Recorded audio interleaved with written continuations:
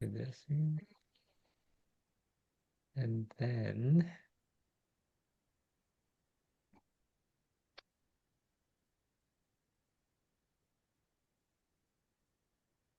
use this app.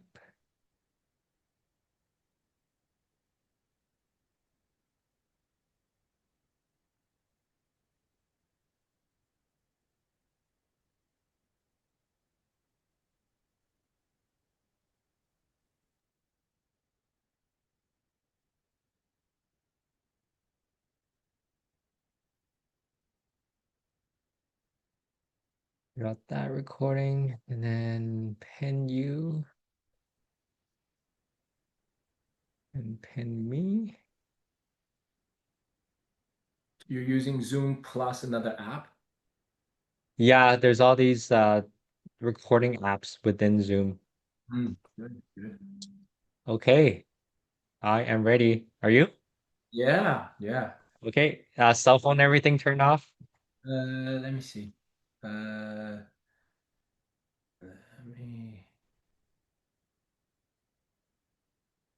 30 minutes. Let me just quickly see. Yeah. Airplane mode. That's Okay, cool. I'm gonna start the timer and then we'll go. Okay. yeah. Welcome to another episode of the Asian Connection Mortgage Podcast. My name is John Lee, and I have a special guest today, and we're going to be talking about the truth about Vancouver condos. So I have Jersey Lee today. How's it going, Jersey? Awesome, because it's always sunning with me, Jersey.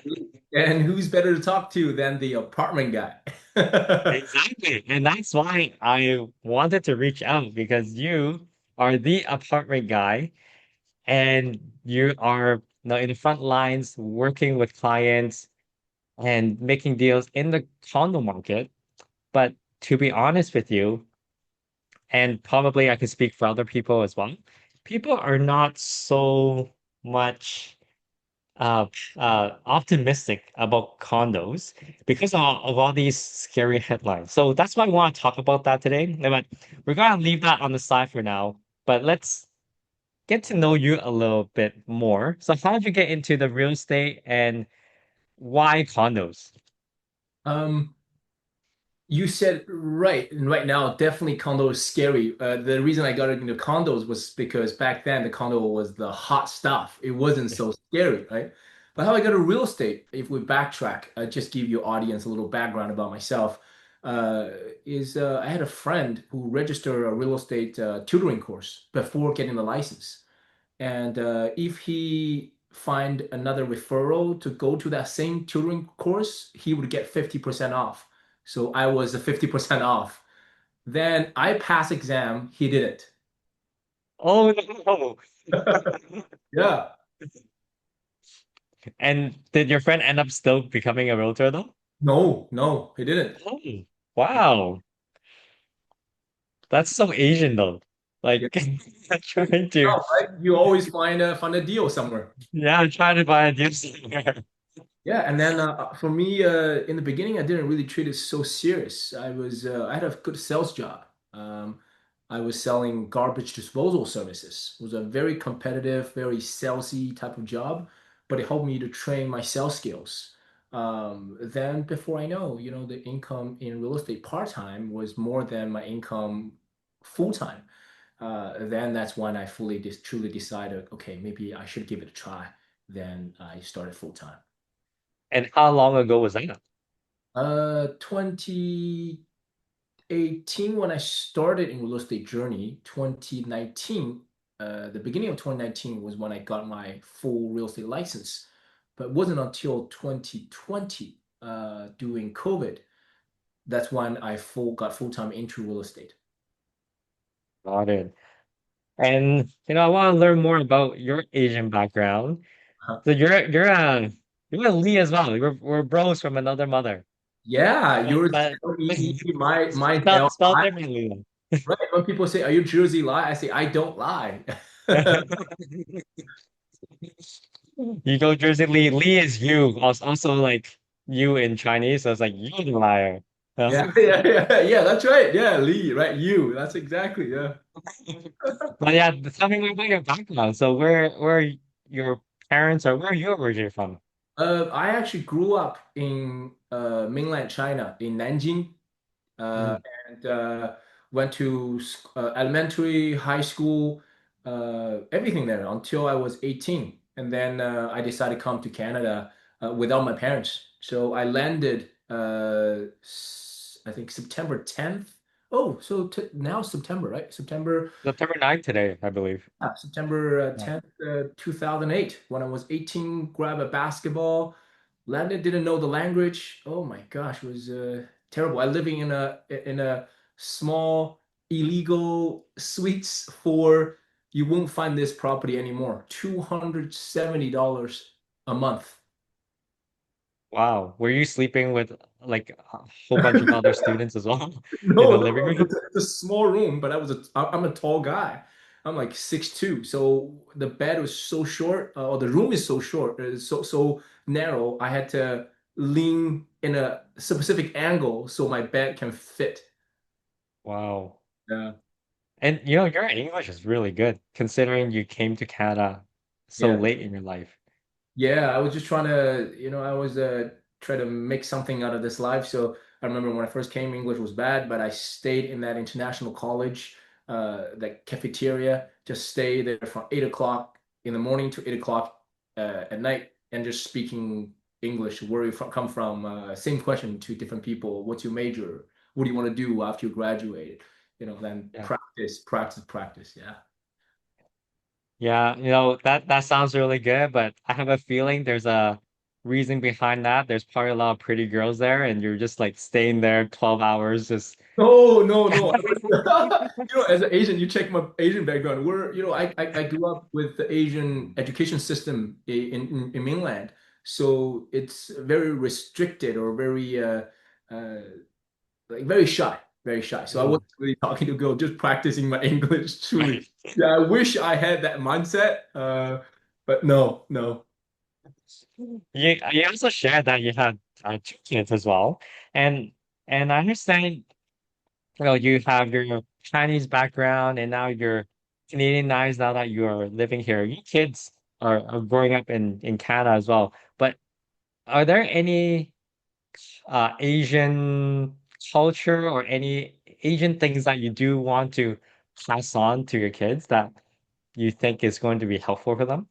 Yeah, I think I still identify my kids as Asian Canadian. I don't want them to be true Chinese, especially some older generation that they uh, too calculating. And for Canadians, they're more free. They love life, and they protect others, not just themselves.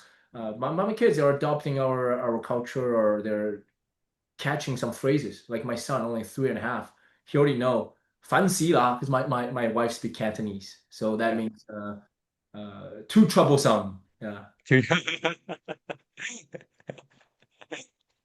Oh, no, I that's don't great. even know. Yes. My daughter mainly speak Cantonese and English, but she also, because I speak Mandarin most often, and my daughter also know 烦死了, 烦死了, because that's always I say to them when they bother me.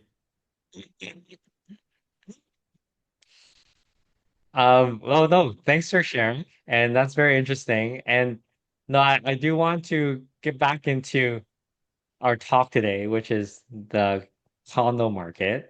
So I passed the Asian test. You Now, did pass the Asian test. Your last name already passed the Asian test already. I'll good, let you. good, good.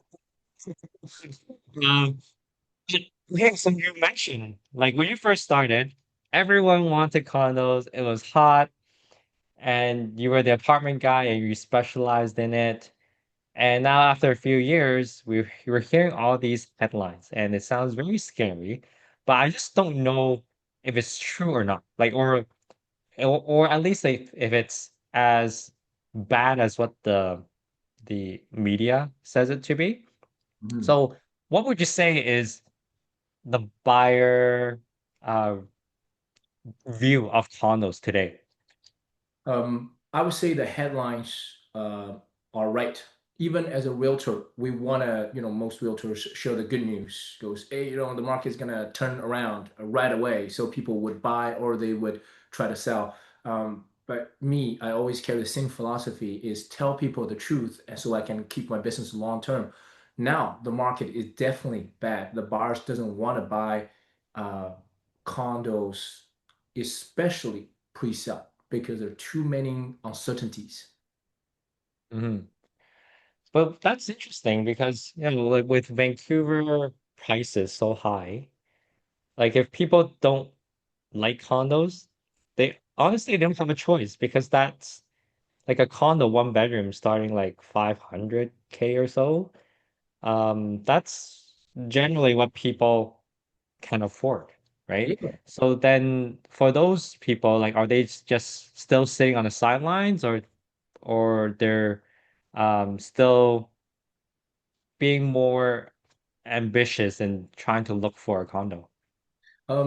Since you're on the mortgage side, so you see the transaction numbers vary each year, and we can see how the market goes. Uh, you're right. Yeah, a condo might be the only affordable option for a lot of people. What I was talking about is, Vancouver has a lot of immigrants, so a lot of people are investors, especially for condos, especially smaller condos, and especially pre-sale.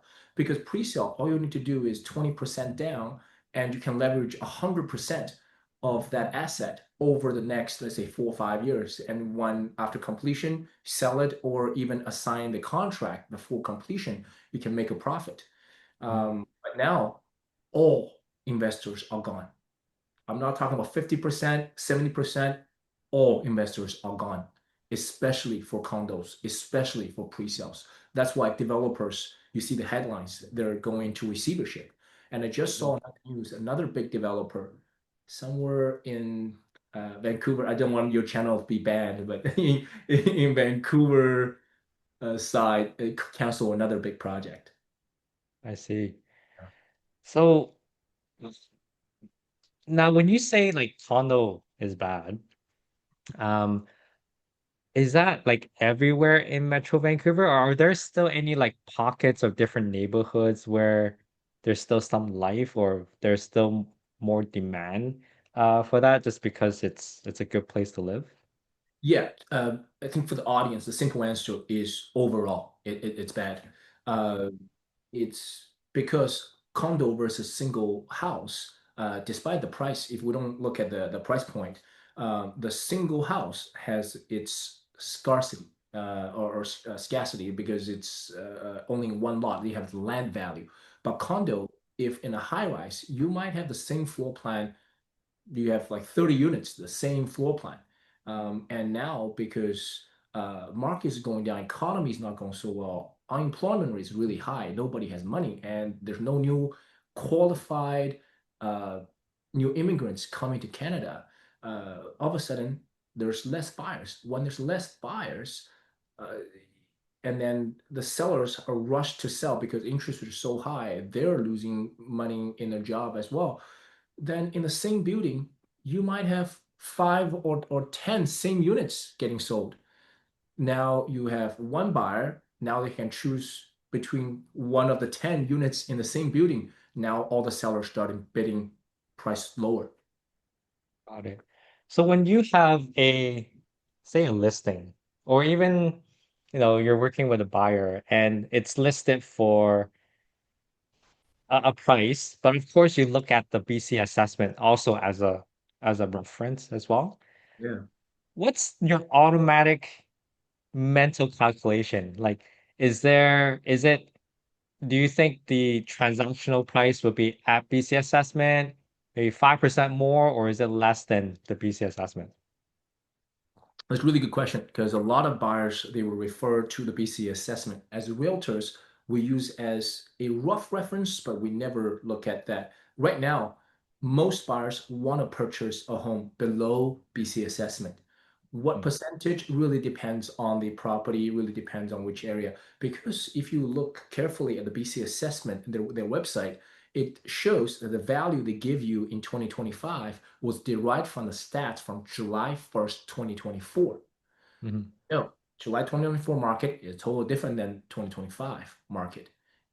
The value today in 2025, once you see the 2026 BC assessment value, it probably will go down by maybe 5%. Right. So for those who own a property, when they get the BC assessment in January, Right. uh, expect the value to be lower than the last year's BC assessment. Is that what you're thinking? Most areas, but there may be some apartment. Oh, that's my cat. Yeah, this one is Jack. Like it's almost like we're shooting Godfather. You know, the when they shoot the first scene for 6 minutes and the cat walking to the camera. Like, my wife wants three cats, so now we have three cats. Where were we? Yeah, so BC assessed value. Certain areas have more transactions would more accurately to reflect the decline of the market. Certain areas, people just for self-living and they don't buy and sell that frequent, then they don't drop value so fast in a declining market. So when it comes to condos, most popular would be studio, one bedroom and two bedroom. I know there are three, but generally those are the more popular ones when it comes to condos. Which type would you say has dropped the most? Um, 3 bedroom because it's larger in size, thus bigger in total lump sum. And when you Yeah. drop 5%, it will drop more.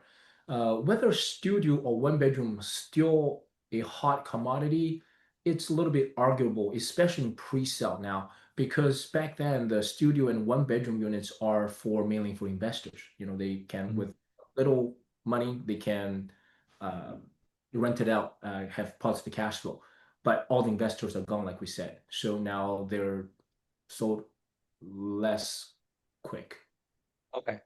So if a client comes up to you and goes, "Hey, I'm hearing all these bad news in the news, and they're very sophisticated and they know buy low, sell high type of mentality," and they go, "Jersey, I want to know whether or not I should purchase a existing or a pre-sale, and it's not investment, like they're planning to live in it. Either way works with their lifestyle." What would you say to this client? Yeah, that's a good question, and that come up quite often. And that's the thing I tell them is run away from pre-sale. From pre-sale. Okay. Even though I made quite a lot of money in 2020 or 2021, even part of 2022.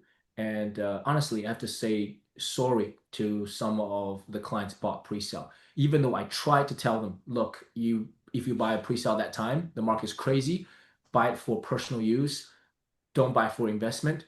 But some of them really like the project, and maybe I didn't persuade them enough not to buy. And some of them might be losing money. Uh, Anybody in that generation of buyers, they losing money. But right now, if somebody asks me, Jersey, should I buy pre-sale now or buy resale? I'll tell them run away from pre-sale, buy existing properties. If you want to consider brand new construction, wait until the building is completely finished. They're always going to be rush sellers that they borrowed from a private lender and they can't hold it for too long. They want to rush sell at a low price. Go for those. Mm. But like pre-sales, the developers, I mean, they're not like they know what the market is, but don't you think they would lower the price or give more incentives to try to attract buyers so that uh they would be considered? They do. And in maybe a few months back, they were doing it more privately behind the scene. They may call realtors, goes, hey, look, we have incentive. We're not publicly advertising it, but we're letting you know. So how about you bring some clients to enjoying those incentives? Mm. Now they're doing more publicly to clients through emails. Hey, we're offering this, which means they need to get rid of the inventory. If so, if there's a U shape going downwards and then eventually the market picks up, I don't think we're at the valley yet. We're probably just half of the left side of the U shape going down. You may think 2025 price is better than what people used to get at 2022. But wait till 2026, the pre-sale price might drop even more. That's what exactly I tell my buyers. Since you're buying a pre-sale, you're probably not in a rush to purchase. Then why rush into a declining market?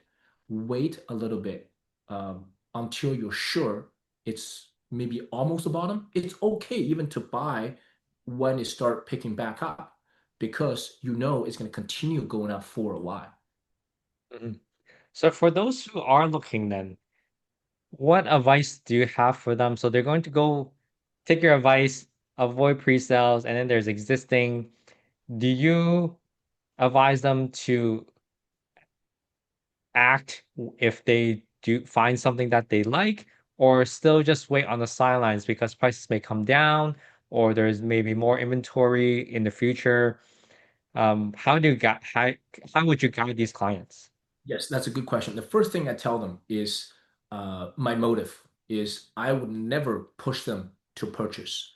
So they know that I'm on the same side with them.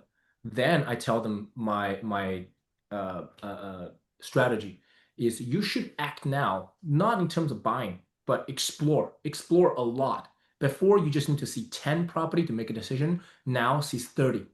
Um, and don't focus on just one condo unit. If you, because even it's a bar market, there might be unreasonable sellers doesn't want to lower the price, but you happen to like that property. Don't argue with them. Try bargain one time. If they don't want, that's okay. Go look for 40 more. Then you will always find that one willing to bargain with you. Maybe let's say they get into a divorce, they lost a job, or they can't pay and they have to sell. All of a sudden, you're in the zone. So back to the U shape. You may be right now, the market is still in the middle of the U shape on the left side, but if you bargain hard, you might reach the close to the bottom. You mentioned about sellers and some might be a little bit more stubborn. Do you find that overall sellers are accepting the current market and market price? Because I always feel that sellers, they're still, regardless of what it is, especially in Vancouver or even Toronto, they're always in the mindset of like seller's market. And I don't blame them because it's been like what 10, 15 years like that. And they're just like, well, if you don't want it, then I'm not gonna sell it to you. Someone else is going to take it for like whatever price that I want. But what's the seller sentiment now? And are they being a little bit more flexible when it comes to pricing? Yeah, that's another good question. And that's what I look for every time when I potentially I'm gonna take a listing because I don't take those sitters. I only take sellers in the declining market, the sitters on real estate expectation and sellers who actually want to sell. Um, the stats shows it all. Previous few months transaction numbers really low. Now in July and August, you see the transaction numbers goes up, which means more sales and purchases, but the price went down. So really, that shows the sellers after a few months of tug war, they realize really this market is not working out for us. I better drop my price before my neighbors do. Then their property finally gets sold. Got it.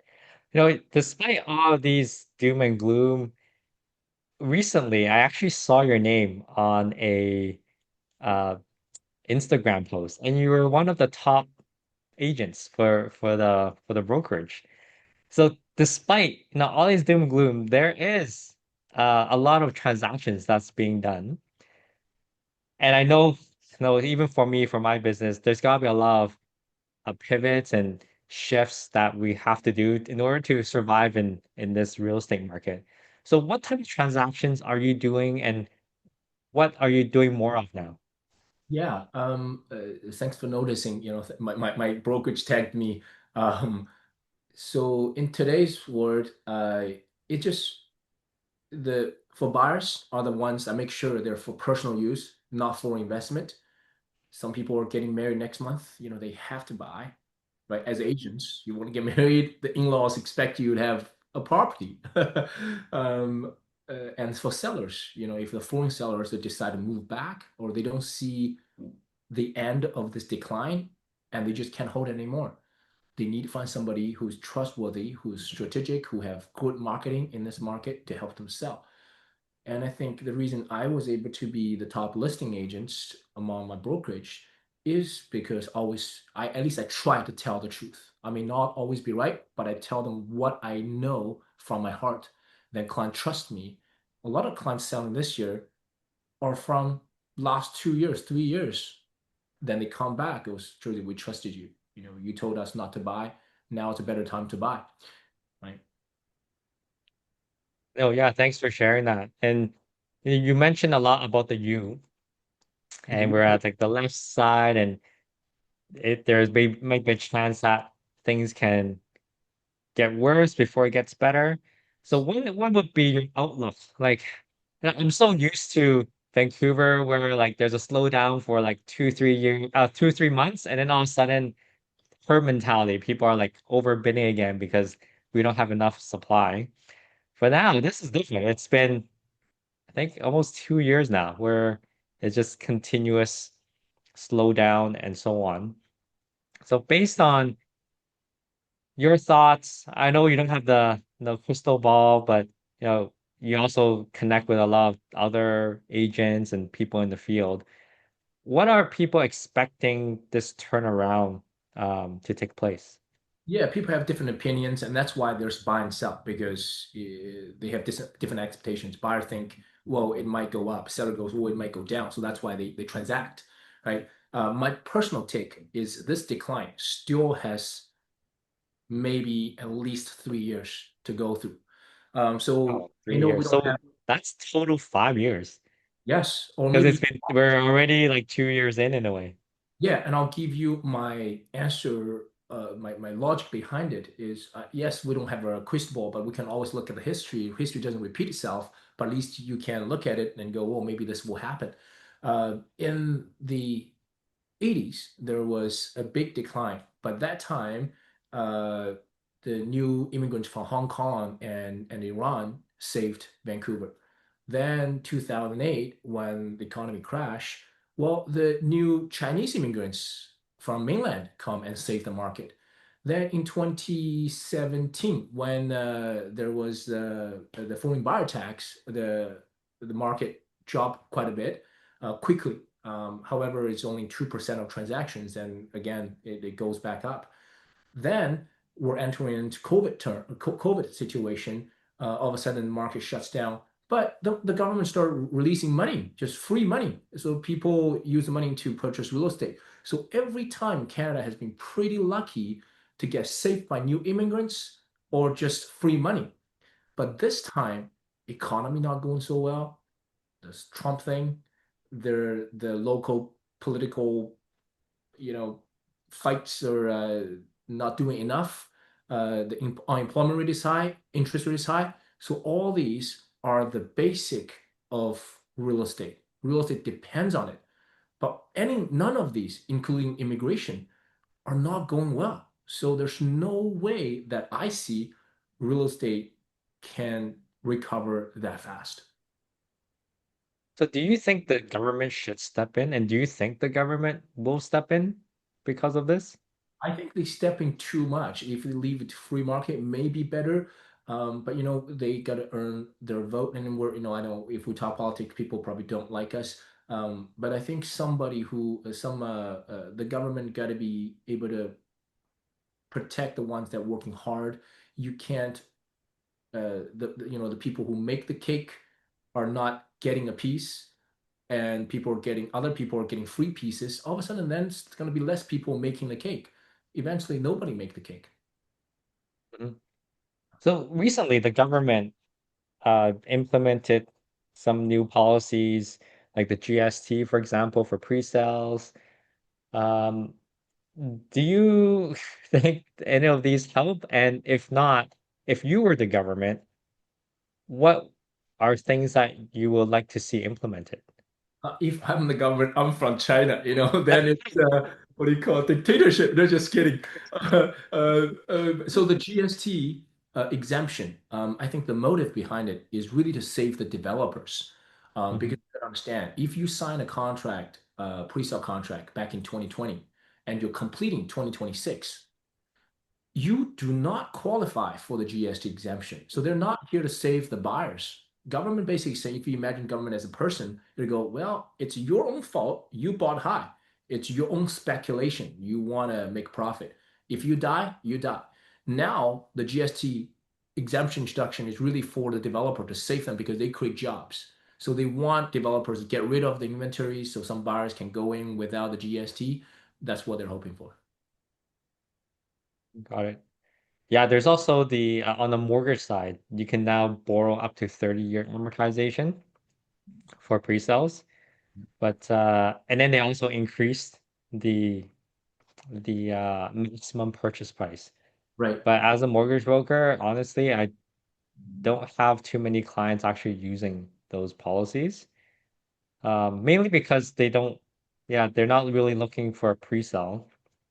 Um, but and they don't qualify for GST like you said because they purchased many years ago. But we'll see. We'll see if people can take advantage of it and hopefully stimulate the developers and jobs and things like that. Yeah. We've covered quite a bit, Jersey. But there might be things that maybe you still want to share. So, is there any final advice that you would give someone who is considering condo purchase? uh, is call the number below the screen, call your favorite realtor Jersey Lee, because there's so much to talk We will about. make sure we set it up for you. Right. Yeah, it's a lot to talk about, and each person's situation is different. Um, it's very hard to give real advice to real people, but if we sit down or have a call, then I can understand them better. Sometimes emotion plays a part too, so I get to know their personality as well. Then I can make the best suggestion for them. All I can promise is I wouldn't push them to buy or sell, but give them the real market condition. They make the decision. I think every realtor or mortgage broker should do that. If we all did that, the market would be better. And the reason the market is what is today really bad, I think us realtors, we are responsible partially because when the market was hot, we're asking people to buy and to sell like crazy. Uh, then we kind of eat up our next generation's profit margin. So if everybody is more ethical, and will work hard rather than push one client, you just go look for one other client to make your own living. Then you never have to feel you need to trick your buyer or seller. Then we can really represent their best benefit. Oh, thank you for sharing. All your contact information will be in the show notes. So if you don't have a realtor and you're looking to look into the condo market and or you want simply just truth, honest advice, go to the show notes, connect with Jersey, and set up an appointment with him for a meeting. Thank you so much, Jersey. This is so helpful. Thank you for your time. Thank you for hosting. Yeah, take care. Yeah, bye bye. Bye. Awesome. We gotta stop. Good. Perfect. 32 minutes. Good. Thank you. Yeah, that's good.